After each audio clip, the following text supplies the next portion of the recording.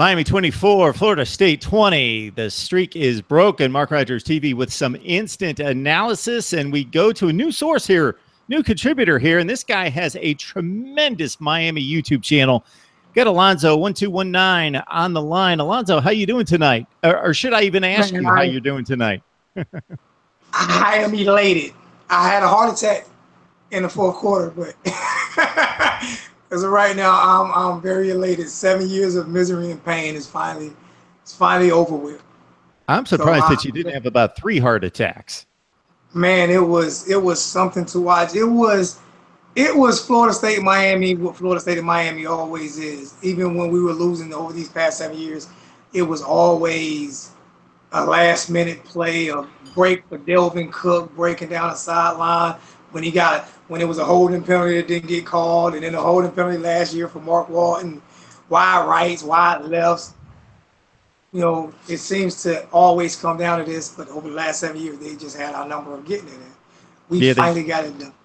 Yeah, they just seem to do it to you every year, and the broadcast always does it to you as well. They put the graphic up to let you know what lead you lost every year, which lead you blew in the different situations. But the Canes pull through on a last-minute drive against that really good Florida State defense. So let's start with Malik Rosier's play, because the stats aren't overly impressive, Alonzo, at 19 for 44, 254 through the air, 3 touchdowns, 1 pick. But, man, when he had to lay it in, he certainly did. The Braxton Berrios throw was tremendous. The Langham throw as well, of course, was a nice back shoulder. Your thoughts about his play? I thought his play was tremendous. The mistake he made when he threw the interception when we were going in for a touchdown or going in for at least 3 points, that was a huge mistake. He's basically learning on the fly almost. Didn't get really any playing time last year except for the Duke game. He's not a freshman, but he's a freshman almost playing football, playing college football. But he made some tremendous throws. His read option was beautiful. The way he was able to get outside and extend plays and get first downs, key first downs when we needed. And that last drive was just all him, man. He made himself a hurricane that drive. You know, just poise. Just what he didn't. What kept him out of starting last year, even though Brad Kaya was there. What kept him out was him not having poise and him trying to ad-lib. And he just showed poise. I'm very thankful for him. Someone kind of said he was going to be kind of like a Russell Wilson type of player this year. And to me, if you look at his numbers, they're not great, but it's almost the same type of play, especially in the when we needed it this game. Joined by Alonzo 1219. So join him on his YouTube channel and also on Twitter to talk Canes all the time. Alonzo, it was my thought in watching the Duke game that the Duke defense knew that Mark Walton was probably the best back in the ACC, if not one of the top 5 to 10 in the nation. They really loaded up against Walton. Of course, he was suffering from the ankle injury and also hobbled up in this game at 12 rushes for 25 yards. Are you concerned about Walton going forward? Not really. I think they just need to use Travis Homer a little bit more to give him a little break, you know, from all the carries. Travis Homer is an excellent back. He's very strong, very physical, and actually has some good speed with it. So I just think if you take some of the load off Mark, I think we're kind of using him just a little bit too much. Homer's very good in the pass game too. So I just think that we need to use him a little more. I don't know if they're trusting him, but when he's in the game, excellent. So I'm not too concerned about Mark. I mean, like they were saying, it's more like a bone contusion. It's not a sprain or anything like. It just needs some time to heal, not getting hit on it every single week. And we don't know what's going on with the Georgia Tech game this coming week. Still supposed to be up in the air. So if they get a little bit of extra time off, it'll help them as well. So I'm not too concerned with Mark.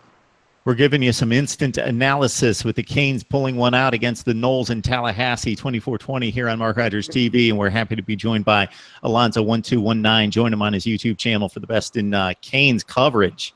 All right, man, the offensive line has been an issue for a number of years. You really haven't been the you for, what, 12 or 13 years, something in that range. But over the last 5 or 6 years, I would say, and you're going to be able to provide a lot more insight into this, that the offensive line has generally been the weakest unit on the team. Do you think you're finally developing the kind of offensive line that can contend for an ACC championship? Oh, yes, it's definitely been the weakest. But I think it's kind of been a little bit, I think they've kind of destroyed them a little bit as well. I think last year under Coach Rick, first year as coaching offense, we changed our whole scheme. We were more of a spread type team under Coach Cooley. You know, shotgun, you know, get the ball out. And I think that those offensive linemen were designed for that system. And when we came to almost kind of a read option system last year with a quarterback who wasn't mobile, and you want these guys to do more pushing than zone reading, it was a little bit different for them. You know, I think the offensive line is definitely better this year. We got, I think, 6 recruits. A couple of them are starting, so we're definitely building towards the type of offense that Coach Rick wants. I just think it was scheme wise that more hurt us last year with the old line than it was the year before. I mean, than it was the year before. The year before, I think Brad Kaya broke a record. I think he threw for like 400 and something yards against, maybe 512 yards if I'm not mistaken, against Florida State, and we put a lot of points up on the board with that same offensive line. You know, but it was a different style system. It was more spread them out. You know, use the tight ends a lot more, get the receivers downfield, and a lot of draws and, you know, things like that. It wasn't smash mouth. You know, so it kind of, the scheme changed a little bit. I think that hurt the O-line more last year than anything. Hey, Alonso, you just brought up the key word, recruiting. So this game points to a lot of recruiting, and it's about this win right now, tonight. I don't want to take you away from that because it's about beating Florida State after 7 consecutive grueling losses, and then also marching on as a team that's won 2 games in the ACC and is 4-0 overall. But just coming to give me the totality of what it means to beat Florida State in terms of recruiting, bragging rights, all that business. It is bigger than you can even imagine. They beat us the last 7 years, and most of it was due to the sanctions. You know, I mean, we lost recruiting battles are crazy, and when you're able to go in a kid's house with his mother and father and tell them that you don't know if Miami's even going to have a program, you know, and you get all the players from South Florida to come to Tallahassee, and it's big. So when you get Mark Rick there, and they know we're not on probation anymore, then you go into Tallahassee. And even though they were shorthanded, freshman quarterback, this game is bigger than any game they ever play, and everyone gets up for it. So when you go into Tallahassee and get a win like this here, and you're trending upwards, kids are going to want to stay home. So I think at least for South Florida kids, I'm not going to go all the way across the state of Florida, but for South Florida kids, that was a huge win for Miami, and they'll flip some recruits from this win. I can almost guarantee that. So we got the Canes at 4-0. Florida State, obviously, man, they're such a talented team, but DeAndre Francois going down against Alabama, and it all kind of unraveled after that. They're going to be a tough out for anybody. I don't care what anyone says down the road. I know that they're 1-3, but they're going to be a tough route. But looking at your situation down the road, Georgia Tech next week is never an easy deal for anybody. You got to defend that triple option, but with your front 7, you certainly have the personnel to do it. Virginia Tech appears to be the game for the division championship. We'll see. And then Notre Dame, boy, they're improved, especially on defense and running the football. So do you feel good about where you're headed? What are some of your concerns going forward? I feel great about where we're headed. The only game that concerns me really is Notre Dame, because our defense, I don't see Notre Dame scoring on our defense the way they score on everybody else. If you look at West Virginia last year, the way they dominated their conference in points and everything like that, I just don't feel like they can score on us. But I am concerned about our offense a little bit, and if they can score on us, can we keep up pace with them? Are we going to really, really open it up? And so that's the only game that concerns me. Virginia Tech, even though they're a tough out, their offense is really sputtering this year. They don't look like they can put up 12 points on any team, really. Their offense is very vanilla. And so I'm not really concerned about them. Georgia Tech, even with with that triple option that Bud Foster runs down there, it's never scared Miami for some reason. Even back in the days with Nebraska, you know, we're the team that killed the option. I mean, a lot of people don't know. It's just speed. Speed kills options. The option is more of a. To me, it's almost like a gimmick offense. You have to you have to stay disciplined, but the speed can bust it up real quick. Like, so, not too concerned with Georgia Tech, even though they can't get us. But the number one game I'm concerned about is Notre Dame, just because their defense has gotten a lot better, like you said, and their offense can really put up points. Their offense is good. Better, but any given day, man, those guys can break a play. And I'm not a Brian Kelly fan because he has so many antics for me, but man, can he coach an offense? He is unbelievable at getting those guys to put points on the board. So. Hey, folks, if you're a little bit younger and don't know your college football history, Alonzo's talking about a lot of Orange Bowls, days gone by, late 80s, early 90s, when Nebraska would roll in with a big offense that would rush for 500 yards per game and a really good team, but not with the NFL kind of talent that Miami had. And you had final scores like 23-3 and 22-0.